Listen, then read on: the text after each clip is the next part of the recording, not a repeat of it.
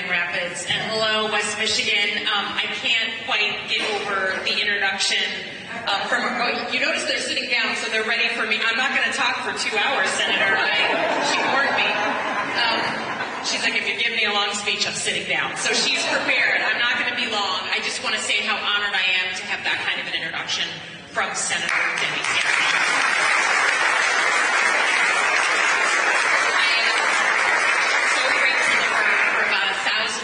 Her mentorship, her leadership, and in the past couple of days we started this, we call it our Thelma and Louise tour around Michigan. We're driving around Michigan together in the same car. I'm driving.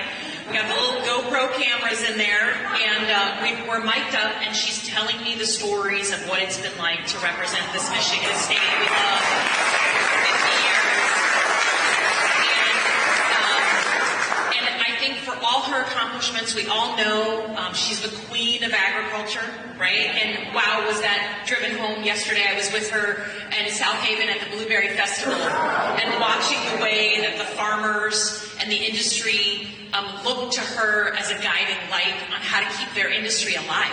Literally, quite literally, was a wonderful thing to see. She got a Lifetime Achievement Award. But the thing that I have to say with all of us up here lined up like this, I think we sometimes forget what it means to be a first. Yeah. And when you hear us say that we wouldn't be here without her, not one of us up here, our great Winnie Brinks, our Senate Majority Leader, Hillary Scholten, my partner in crime in the Congress, we never thought for one moment about whether a woman, we could run ourselves. We never had that pause and say, would the state accept a woman in this role? We never had to think about that. And Debbie Stabenow was the first who had to fight through all of that hazing, all of that attitude, all of that old think that said a woman can't be viewed as a leader, to the point where we didn't even have to think about it a generation later. And I appreciate that. And the second thing that I think sometimes gets missed about what it means to be a first is I have watched the senator up close, and she has like a superpower. It's a superpower I never had to learn because she mastered it. And that superpower is she can have a great idea, tell no one, make everyone else believe, especially the men, that it was their idea, walk them around the block, and by the time she's done, they've come up with this idea, they think it's amazing, and everyone gets it done and works together. Okay? That's a superpower. It's an incredibly deft hand, and I think we all know her as pure Michigan and the loveliest, constantly ever smiling senator, but don't at any moment think she's not as deft and savvy as anyone in Washington. She does it twice as well because she had to be twice as good. She was the first, and we all stand on her shoulders. So thank you.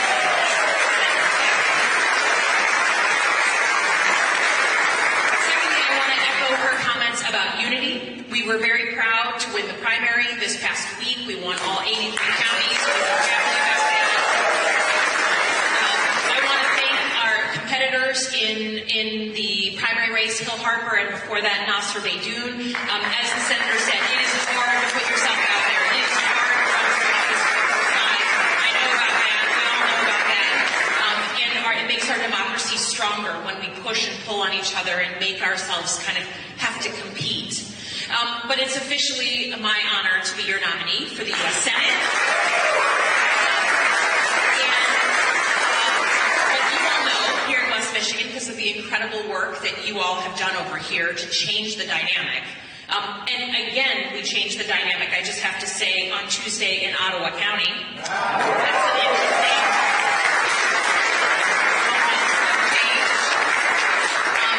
I want to talk about what's at stake in this election and how we're gonna get it, because I think the thing we have to be careful is we're all so excited and so energized. The air has changed in the room. We can all feel that.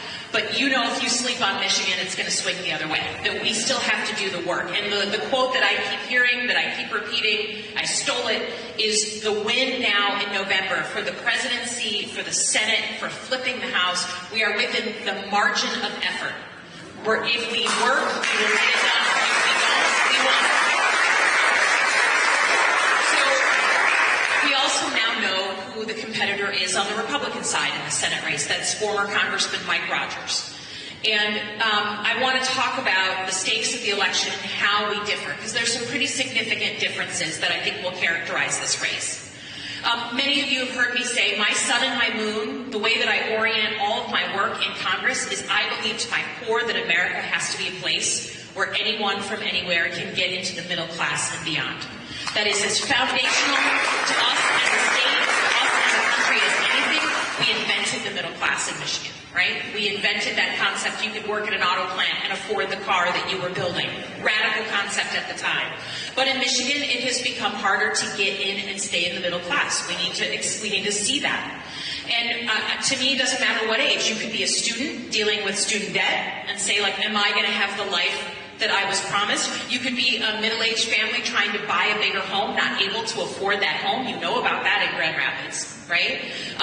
Or you could be a senior who's seen your Social Security and Medicare checks shrink because of inflation. Okay, right, there we go. Someone waving in the front. So we're all feeling it at every stage of life. The math is not mathing on the middle class. And for a multiracial, multi-ethnic experiment in democracy, that's a problem. We have to be a place where if you work hard, you will do well and your kids do better. So I focus on job creation, job development. That's my opponent sending the leaf blower during my speech. Tim, could be the Chinese, I don't know who it is, but it is, I believe in job creation, jobs with dignity, union jobs, things that allow you the keys to the middle class. And then on the other side of the ledger, the math, is bringing down the cost of housing, education, healthcare, prescription drugs. And this is where you can start to see the differences. And you heard the senator outline this with Mike Rogers. The contrast is very clear. Quite simply, we have a contrast between service to country and service to self. That is the way to frame these issues. I worked very hard, as many of us did, to allow Medicare to negotiate drug prices, right? We're going to get our first 10 that we can negotiate. All the other countries in the world, like Costco, can negotiate big prices in bulk, right? Except us, until we said we're going to reverse that. Mr. Rogers worked on behalf of the pharmaceutical industry, calling himself the, quote, champion of the pharmaceutical industry. That's a big difference in how we enter a meeting with the pharmaceutical companies. Do you believe your job is to hold them accountable, or do you believe your job is to do their bidding in legislation and in law, right? Totally different headspace. Mike voted to repeal the Affordable Care Act and the protections for people with pre-existing conditions. This couldn't be more personal to me, because of my own mother's struggles with her pre-existing condition and not being able to afford her care. So there's a difference between us in how we see the role of the middle class and our jobs in bringing down costs, our responsibilities as legislators. Number two, I want to make more things in America, right? I accept not everything will be made again in Michigan, although if I had my druthers, every single thing would be made here. But it's why we worked really hard to pass concrete things like the CHIPS Act, right? You all have microchips in your pocket, and we make 0% of the chips that go in cars. That's a vulnerability. That's a problem. As a national security person, that's a problem. For 14 years, Mike Rogers supported every single trade bill. He was a champion of NAFTA that helped ship millions of our jobs overseas. And now we're returning that manufacturing to our state and to our country. We have an industrial policy that has created 44 new factories being built from the ground up right now today in the state of Michigan. After 40 years, they're not a single factory.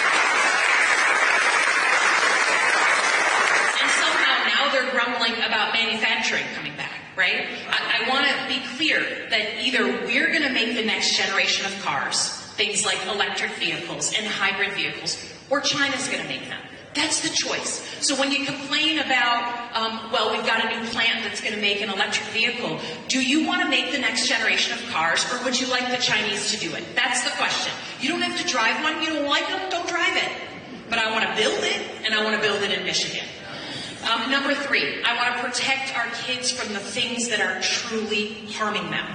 I say truly because I mean truly. The #1 killer of children under 21 is gun violence. That's not a political statement. It's not political. In our communities, in our schools, by suicide and by accident. I had a very personal engagement on this, even though, like many Michiganders, I grew up with guns. And for me, I served 3 tours in Iraq alongside the military. I carried a Glock and an M4, and I thank God every day I had those weapons. But the idea that we can't have a conversation with gun owners about protecting our babies in their communities, in our schools, is absurd. And Mike Rogers, for being a former FBI officer, doesn't say a word about the #1 killer of children. Right? He wants to talk about culture war issues. He wants to talk about things. He wants to create stress and fear around a culture war. I focus on real threats, right? So those are the big differences between us. And then lastly, this is a style thing more than a substance thing. Somehow, God bless America, if I'm elected, I'll be the youngest Democratic woman in the Senate.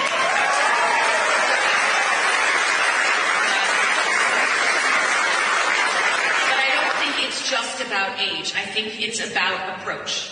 I come from the national security world, right? The Pentagon and the CIA. You don't go to the bathroom without strategic planning. I mean, you're constantly thinking about scenario planning and what could happen and what are we going to do next and how do we counter this and how do we go on offense. I want to play offense on protecting our rights and our democracy. We don't live in a world anymore where we can just wait and it'll all work itself out. Namely because the Supreme Court. Right? That fail-safe we used to have to kind of filter out some of the crazier ideas, no longer that fail-safe. So we have to push to protect our rights and our democracy and go on offense. Mr. Rogers is not interested in you having your rights and protecting our democracy. He has worked very hard for Mr. Trump's endorsement. He secured it.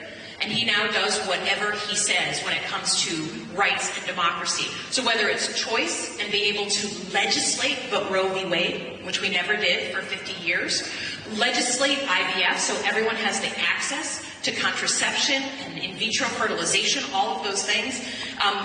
He has been very clear that he would support, he has in the past supported a constitutional amendment to ban abortion across the country.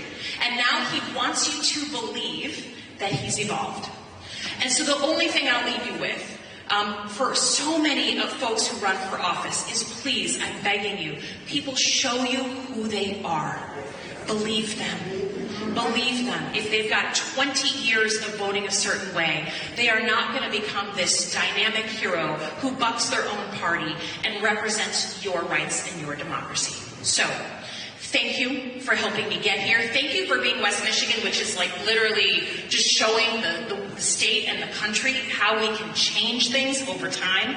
I will leave you with one final thought, because the energy's been so good, but we all know part of the reason the energy is so intense is because we've been going through a rough go of it in the past, 8+ years at this point. It's been a hard road. It's been a hard road. We know we're going through a moment of political turmoil in the United States of America, but it is not the end.